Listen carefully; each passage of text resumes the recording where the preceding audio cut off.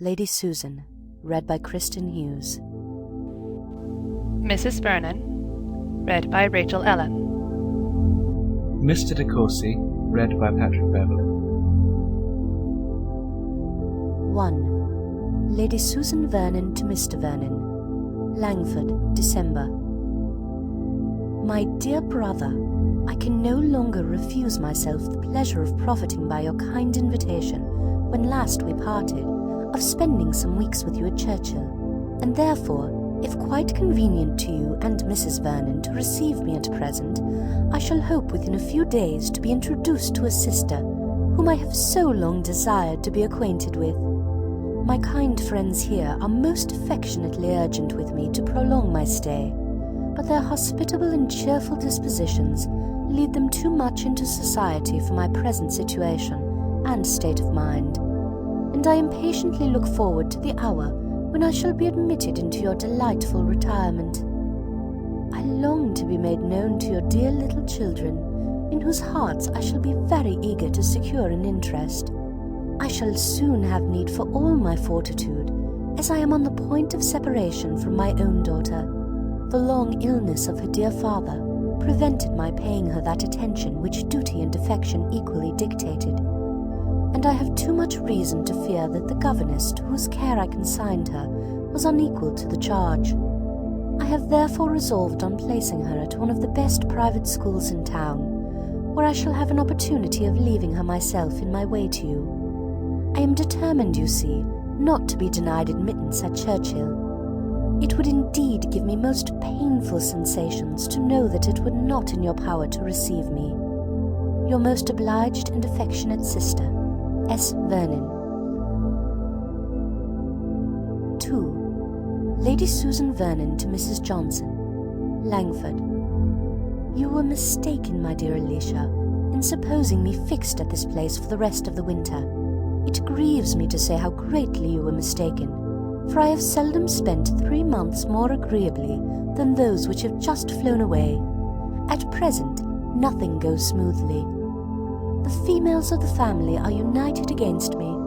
You foretold how it would be when I first came to Langford, and Mannering is so uncommonly pleasing that I was not without apprehensions for myself. I remember saying to myself, as I drove to the house, I like this man, pray heaven no harm comes of it. But I was determined to be discreet, to bear in mind my being only 4 months a widow, and to be as quiet as possible, and I have been so, my dear creature. I have admitted no one's attentions but Mannering's. I have avoided all general flirtation whatever. I have distinguished no creature besides, of all the numbers resorting hither, except Sir James Martin, on whom I bestowed a little notice in order to detach him from Miss Mannering. But if the world could know my motive there, they would honour me.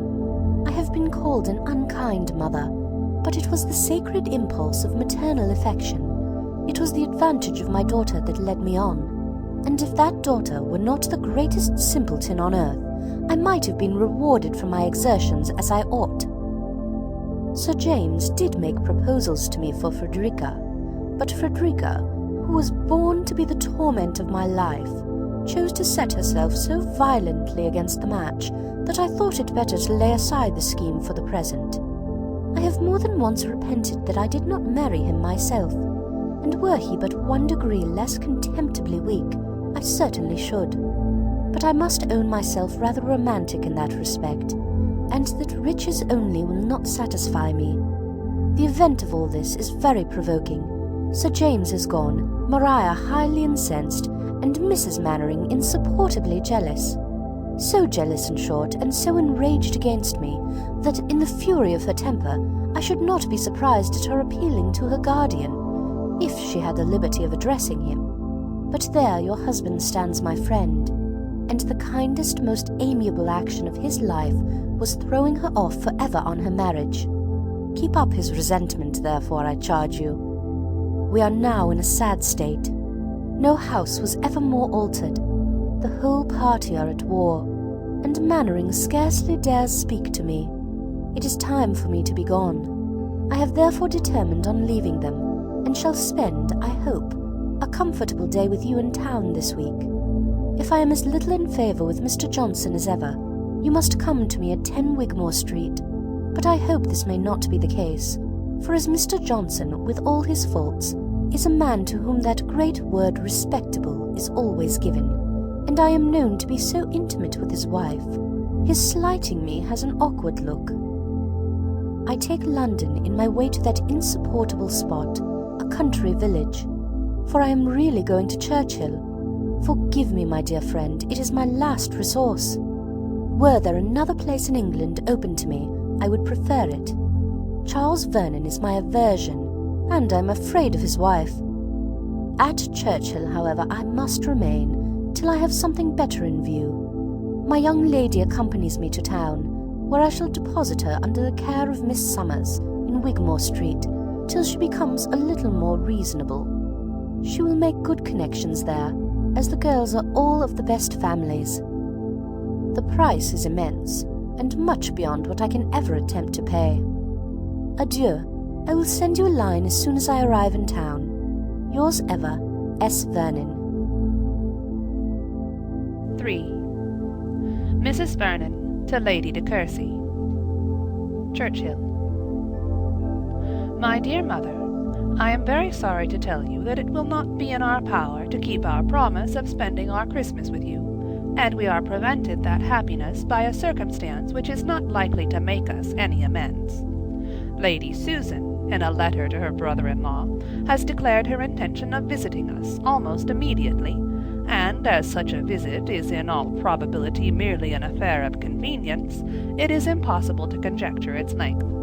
I was by no means prepared for such an event, nor can I now account for her ladyship's conduct.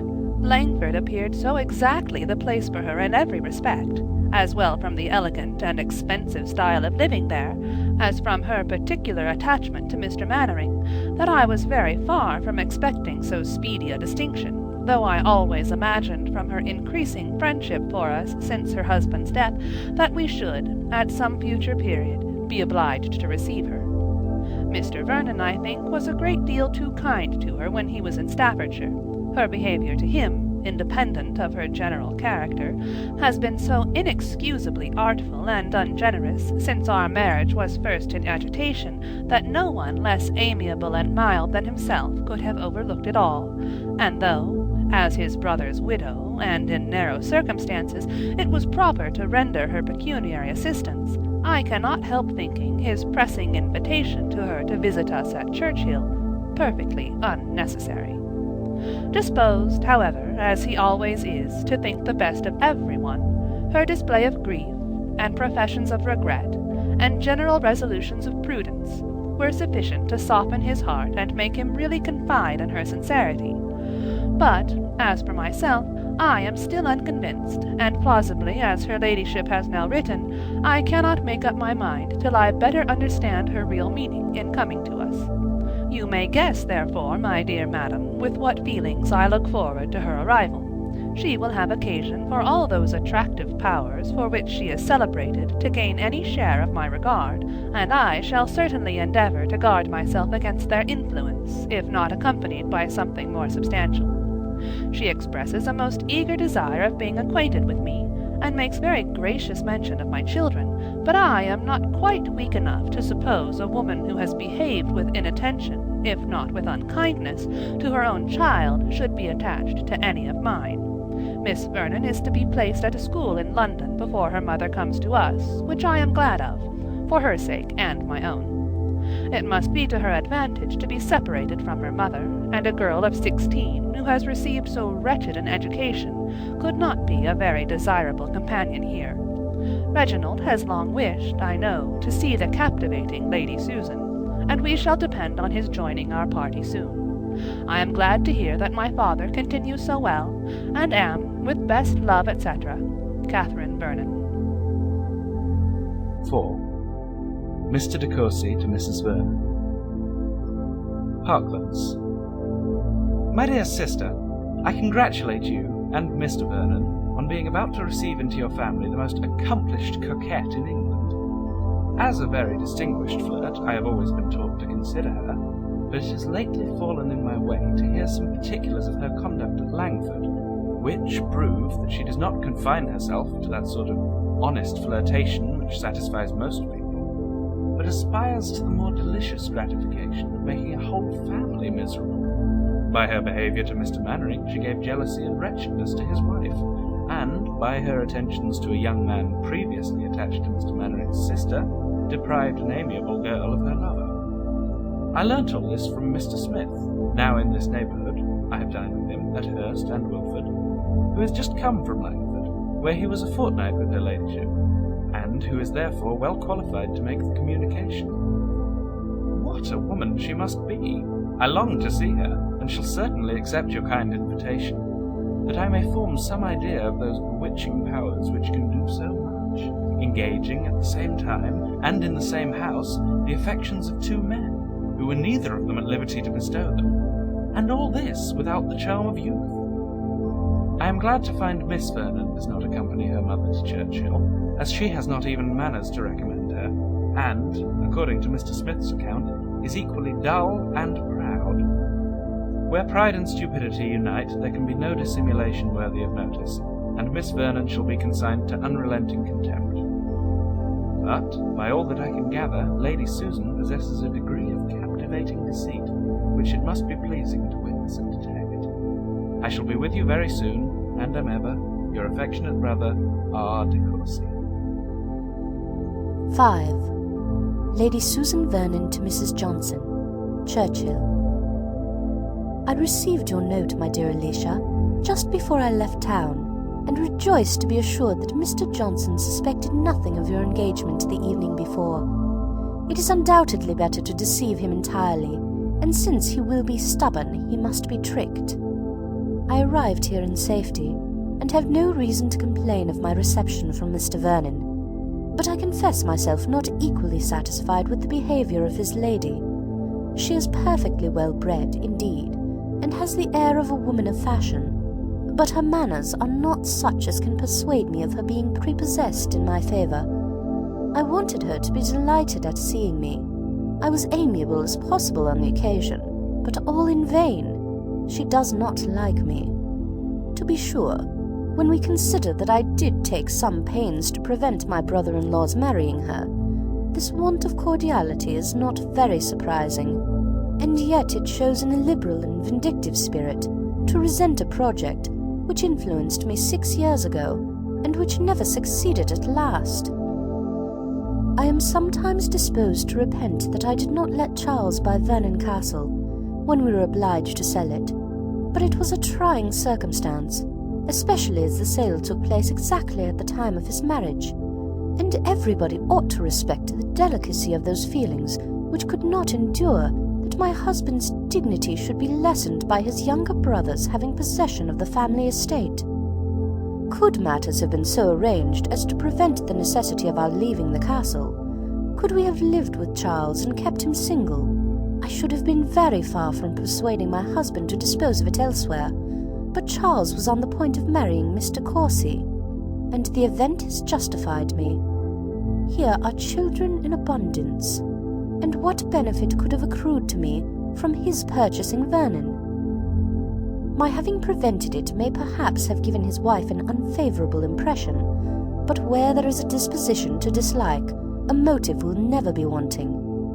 And as to money matters, it has not withheld him from being very useful to me. I really have a regard for him. He is so easily imposed upon. The house is a good one, the furniture fashionable, and everything announces plenty and elegance.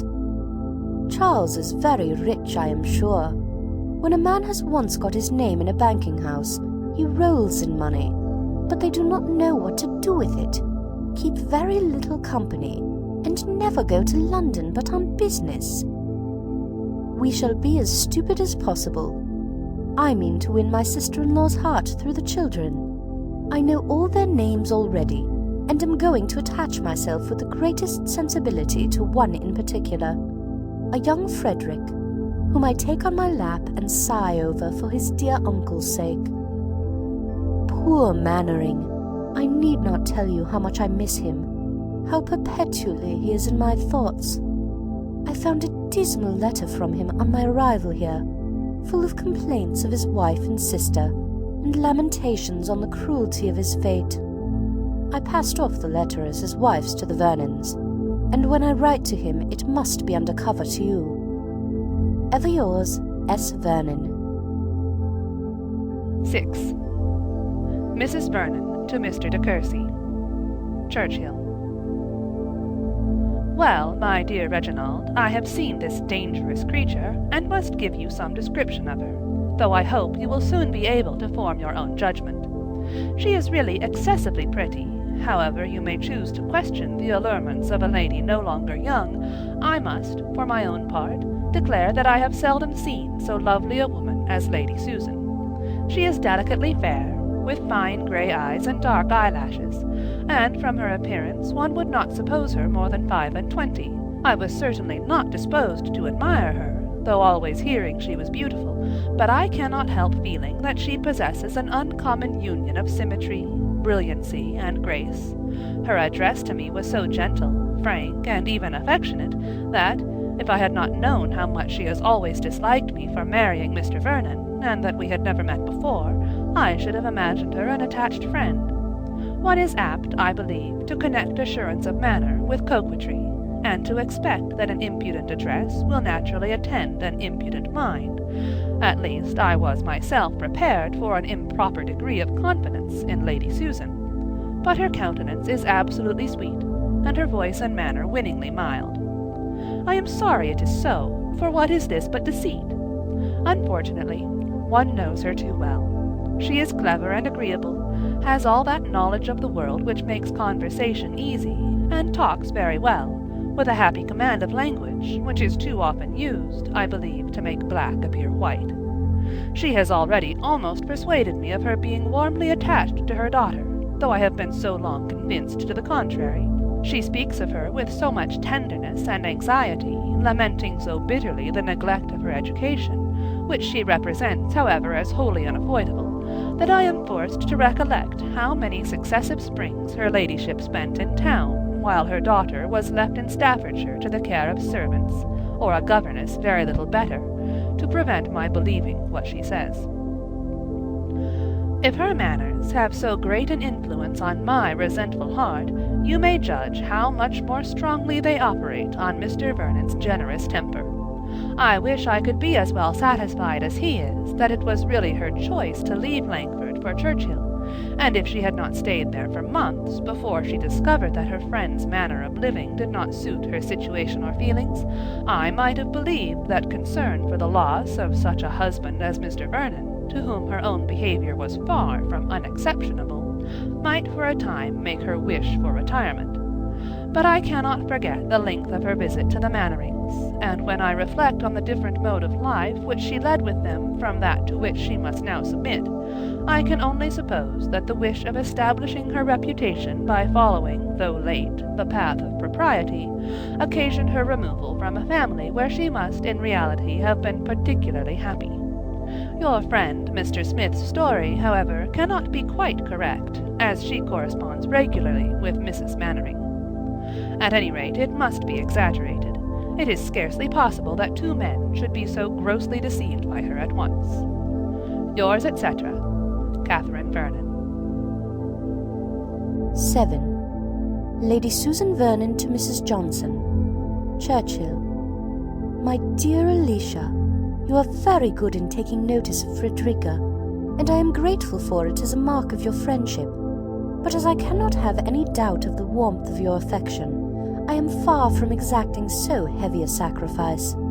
She is a stupid girl, and has nothing to recommend her. I would not, therefore, on my account, have you encumber one moment of your precious time by sending for her to Edward Street, especially as every visit is so much deducted from the grand affair of education, which I really wish to have attended to while she remains at Miss Summers's. I want her to play and sing with some portion of taste and a good deal of assurance, as she has my hand and arm and a tolerable voice. I was so much indulged in my infant years that I was never obliged to attend to anything, and consequently am without the accomplishments which are now necessary to finish a pretty woman. Not that I am an advocate for the prevailing fashion of acquiring a perfect knowledge of all languages, arts, and sciences. It is throwing away time to be mistress of French, Italian, and German. Music, singing, and drawing, etc., will gain a woman some applause, but will not add one lover to her list. Grace and manner, after all, are of the greatest importance. I do not mean, therefore, that Frederica's acquirements should be more than superficial, and I flatter myself that she will not remain long enough at school to understand anything thoroughly. I hope to see her the wife of Sir James within a 12-month. You know on what I ground my hope, and it is certainly a good foundation, for school must be very humiliating to a girl of Frederica's age. And by the by, you had better not invite her any more on that account, as I wish her to find her situation as unpleasant as possible. I am sure of Sir James at any time, and could make him renew his application by a line. I shall trouble you meanwhile to prevent his forming any other attachment when he comes to town. Ask him to your house occasionally, and talk to him of Frederica, that he may not forget her. Upon the whole, I commend my own conduct in this affair extremely, and regard it as a very happy instance of circumspection and tenderness. Some mothers would have insisted on their daughters accepting so good an offer on the first overture, but I could not reconcile it to myself to force Frederica into a marriage from which her heart revolted, and instead of adopting so harsh a measure, merely proposed to make it her own choice, by rendering her thoroughly uncomfortable till she does accept him. But enough of this tiresome girl. You may well wonder how I contrived to pass my time here, and for the first week it was insufferably dull. Now, however, we begin to mend. Our party is enlarged by Mrs. Vernon's brother, a handsome young man, who promises me some amusement. There is something about him which rather interests me, a sort of sauciness and familiarity, which I shall teach him to correct. He is lively and seems clever, and when I have inspired him with greater respect for me than his sister's kind offices have implanted, he may be an agreeable flirt. There is exquisite pleasure in subduing an insolent spirit, in making a person predetermined to dislike acknowledge one's superiority. I have disconcerted him already by my calm reserve, and it shall be my endeavour to humble the pride of these self-important de Courcys still lower, to convince Mrs. Vernon that her sisterly cautions have been bestowed in vain, and to persuade Reginald that she has scandalously belied me. This project will serve at least to amuse me, and prevent my feeling so acutely this dreadful separation from you and all whom I love. Ever yours, S. Vernon.